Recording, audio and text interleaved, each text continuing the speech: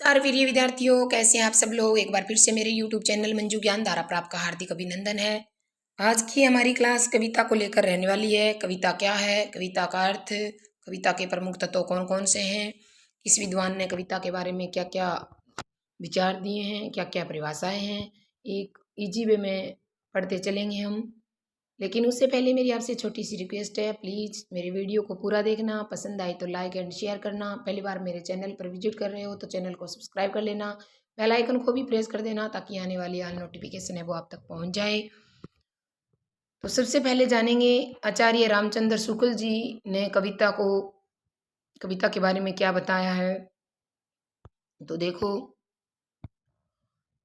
समालोचक एवं चिंतक आचार्य रामचंद्र शुक्ल जी को कविता को परिभाषित करते हुए लिखा है कि कविता वह साधन है जिसके द्वारा सृष्टि के साथ मनुष्य के रागात्मक संबंध की रक्षा और निभाव होता है।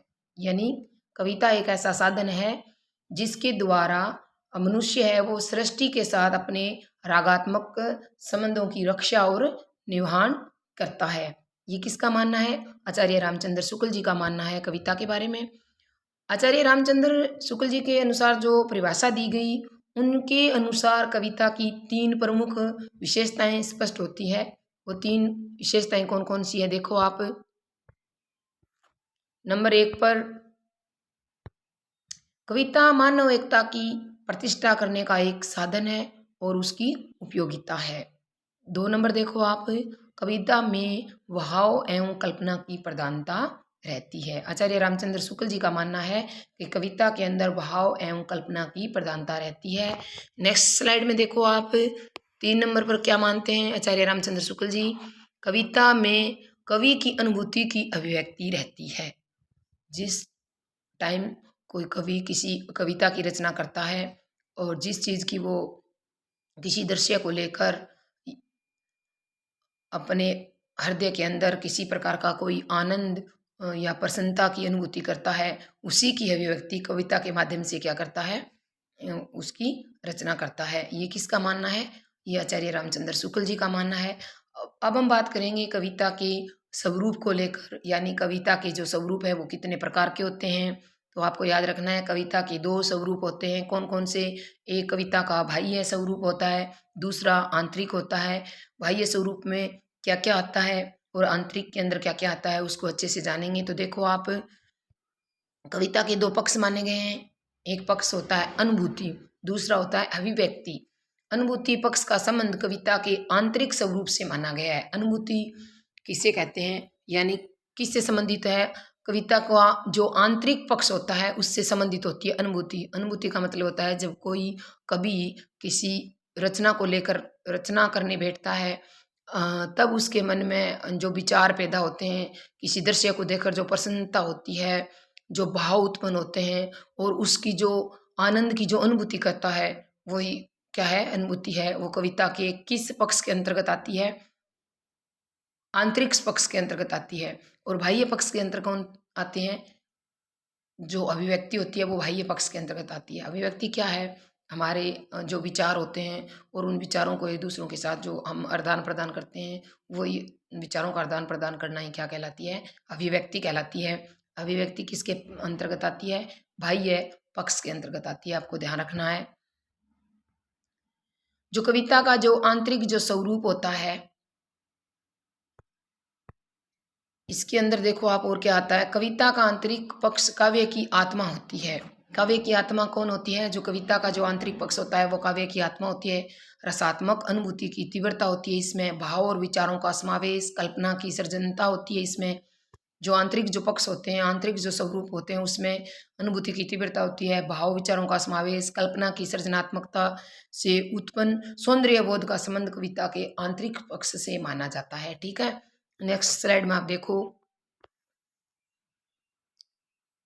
जो कविता का आंतरिक पक्ष होता है उसके अंतर्गत भाव सौंदर्य, विचार सौंदर्य और नाद सौंदर्य आदि शामिल किए गए हैं। कविता के आंतरिक पक्ष में कौन कौन से सौंदर्य शामिल किए गए हैं? ऐसा कौन सा है जो आंतरिक पक्ष से संबंधित नहीं है? तो आपको अच्छे से ध्यान रखना है। भाव सौंदर्य है, विचार सौंदर्य है, नाद सौंदर्य आदि किस में आते हैं? आंतरिक पक्ष के अंतर्गत आते हैं और आंतरिक पक्ष में अनुभूति होती है और बाह्य के अंदर अभिव्यक्ति होती है। ये बात आपको याद रखनी है। अब हम कविता के बारे में जो महत्वपूर्ण कथन है, विभिन्न विद्वानों के जो विचार हैं उसके बारे में बात करेंगे। किस विद्वान ने कविता को क्या माना है, किसने क्या माना है।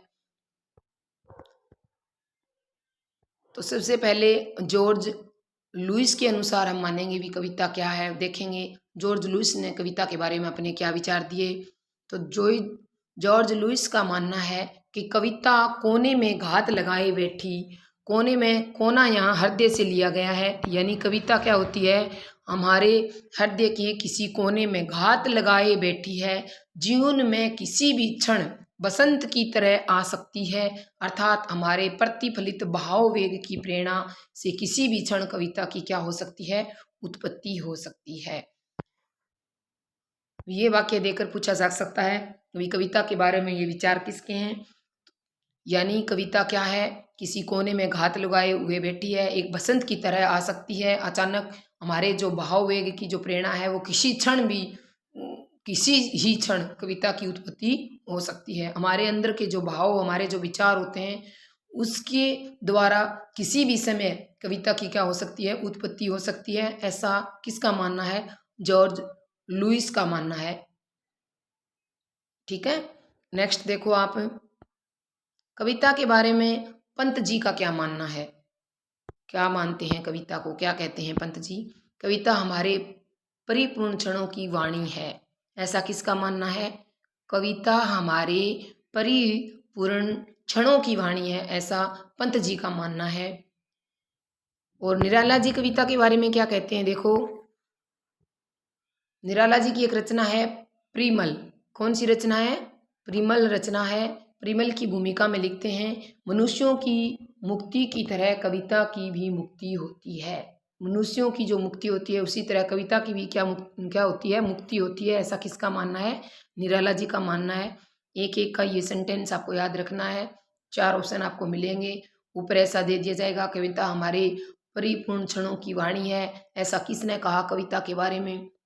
नीचे 4 ऑप्शन, पंत जी, निराला जी, महादेवी वर्मा या जयशंकर प्रसाद। तो आपको अच्छे से याद रखना है, ये पंत जी का विचार है कविता को लेकर।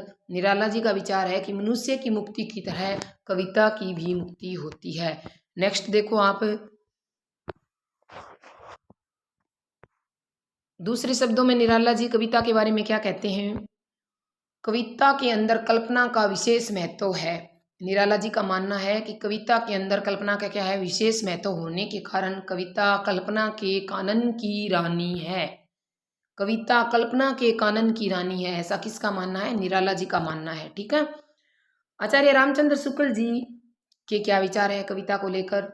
आचार्य रामचंद्र शुक्ल जी का मानना है, नाद सौंदर्य से कविता की आयु में क्या होती है, आयु है वो बढ़ जाती है। किससे, नाद सौंदर्य से कविता की आयु बढ़ जाती है। ऐसा किसका मानना है, आचार्य रामचंद्र शुक्ल जी का मानना है। आपको ध्यान रखना है। अब हम बात करेंगे कविता के मूल तत्वों को लेकर। कविता के मूल तत्व कौन कौन से हैं और इन तत्वों का कविता की रचना करते समय क्या क्या महत्व है। देखो, 1 नंबर पर आता है संवेदना। अगर किसी कवि के अंदर रचना करते समय किसी प्रकार की कोई संवेदना नहीं है तो कविता करना संभव भी नहीं है। तो कविता संवेदना, संवेदना का मूल तत्व, कविता का मूल तत्व संवेदना को माना गया है। रागात्मक तत्व है यह संवेदना, संपूर्ण सृष्टि से जोड़ने और उसे अपना बनाने का बोध यानी ज्ञान देती है। जब कोई कवि किसी प्रकार की रचना करता है उसके अंदर जो संवेदना होती है वो क्या कार्य करती है, यानी संपूर्ण सृष्टि के साथ उसको जोड़कर उसे अपना बनाने का बोध देती है। यह वही संवेदना है जिसके द्वारा रत्नाकर डाकू क्या बन जाते हैं, वाल्मीकि बन जाते हैं और किसकी रचना कर देते हैं, रामायण की रचना कर देते हैं। तो आपको याद रखना है कविता का मूल तत्व, प्रमुख तत्व कौन सा माना गया है, संवेदना को माना गया है। नंबर 2 देखो आप, दूसरा कविता का मूल तत्व कौन सा है, शब्द विन्यास। शब्द के बिना कविता की रचना करना तो असंभव है, विचार भी नहीं कर सकते हम। अगर हमारे पास किसी प्रकार का कोई शब्द नहीं है, शब्द का अर्थ नहीं है तो कविता करना संभव नहीं है। तो यानी कविता करते समय शब्द तत्व अपना विशेष महत्व रखता है। देखो, कविता की अनजानी दुनिया का सबसे पहला उपकरण आपसे पूछ लिया जाए तो आपको बताना है शब्द होता है। यानी कविता की जो अनजानी दुनिया होती है, जब हम कविता करने बैठते हैं तो हमें पता नहीं होता है भी क्या लिखना है। बाद में हमारे दिमाग में कोई ऐसा शब्द आता है, उस शब्द के अर्थ प्रकट होते हैं, उसके बाद कविता की रचना की जाती है। तो पहला उपकरण किसको माना गया है? शब्द को माना गया है। ठीक है, शब्दों के मेल जोल कविता की पहली शर्त मानी गई है। जो हमारे पास शब्द हैं उसको उसका मेल जोल करना आना चाहिए, उसका अर्थ होना चाहिए, उसके बाद ही कविता की क्या होती है? रचना होती है। एक अंग्रेजी जो विद्वान है W.H. आर्डन ने कहा है, शुरू में शब्दों से खेलना सीखें। जो हमारे पास जो शब्द होते हैं शुरू में उसे क्या करना सीखें?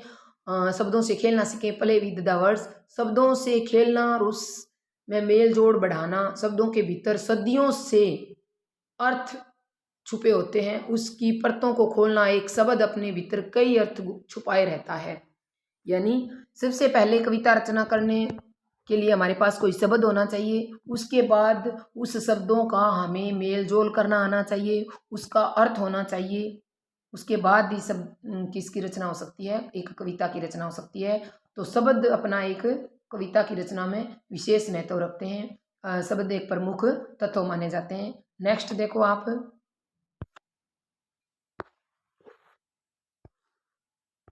बिंब का कविता रचना में क्या महत्व है?